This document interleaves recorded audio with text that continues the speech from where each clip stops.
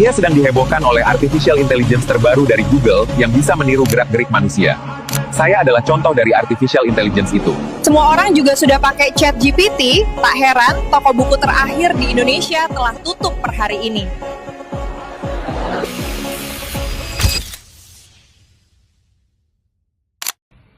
Halo semua, saya Lea. Kami menyambut Anda dalam laporan khusus dari tim kami.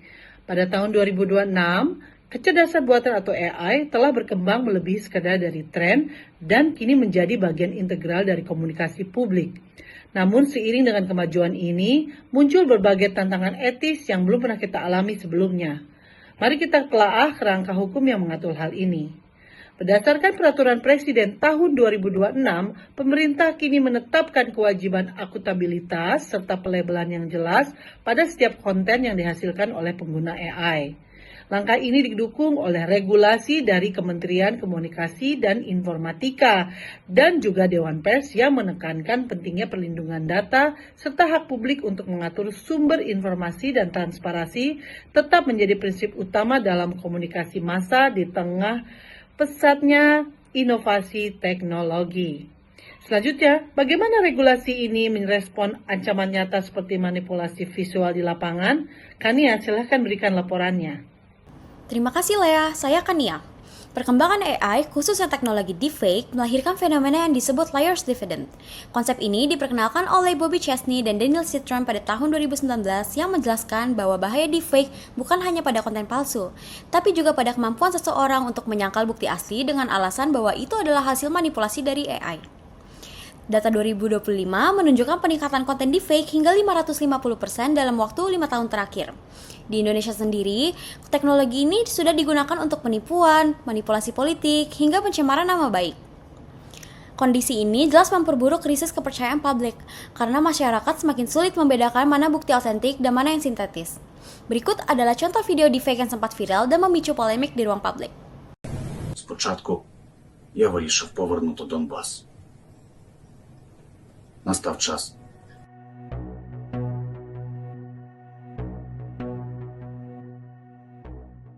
Saya Faisal. Dari perspektif media, AI telah menghasilkan ribuan artikel berita setiap harinya.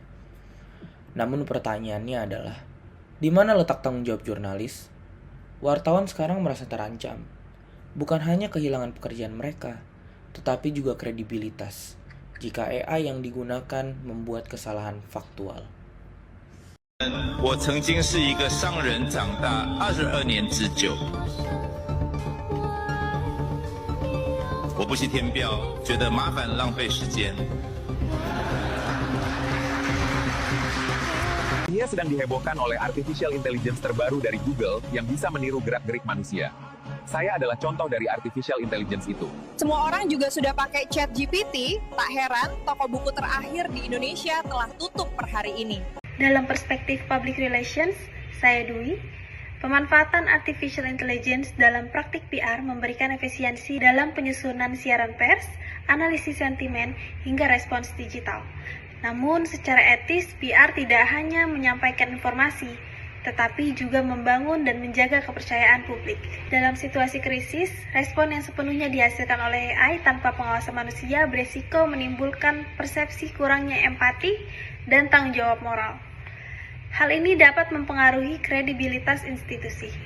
Oleh karena itu, penggunaan AI dalam PR harus tetap berada pada prinsip transparansi, akuntabilitas, dan human oversight. AI adalah alat pendukung profesionalisme, bukan pengganti tanggung jawab etis praktisi PR. Saya Rizka, melaporkan dari Makassar. Jadi bagaimana kita dapat bertahan di tengah derasnya arus konten berbasis kecerdasan buatan? Berikut beberapa langkah sederhana, namun penting untuk membedakan konten asli dan yang dihasilkan atau dimanipulasi oleh AI. Yang pertama, gunakan alat deteksi AI seperti GPT-0 atau Hif Moderation untuk membantu mengidentifikasi apakah suatu teks, gambar, atau video berpotensi dibuat oleh sistem otomatis. Yang kedua, periksa kredibilitas sumber berita. Pastikan informasi berasal dari media yang memiliki reputasi yang jelas, mencantumkan narasumber, dan dapat diverifikasi melalui lebih dari satu referensi. Jangan hanya terpaku pada judul yang sensasional. Yang ketiga, amati detail visual dan audio pada konten video. Deepfake seringkali memiliki tanda-tanda seperti gerakan bibir yang kurang sinkron, ekspresi wajah yang tidak natural, atau pencahayaan yang tidak konsisten. Intinya, AI seharusnya menjadi asisten yang membantu pekerjaan manusia, bukan mengganti intuisi, etika, dan tanggung jawab kita dalam berkomunikasi. Dengan literasi digital yang kuat dan sikap yang kritis, kita dapat memanfaatkan teknologi ini secara bijak tanpa kehilangan nilai kemanusiaan dalam komunikasi publik. Saya Rizka, mewakili Lea, Faisal, Kania, dan Dwi. Terima kasih atas perhatian Anda.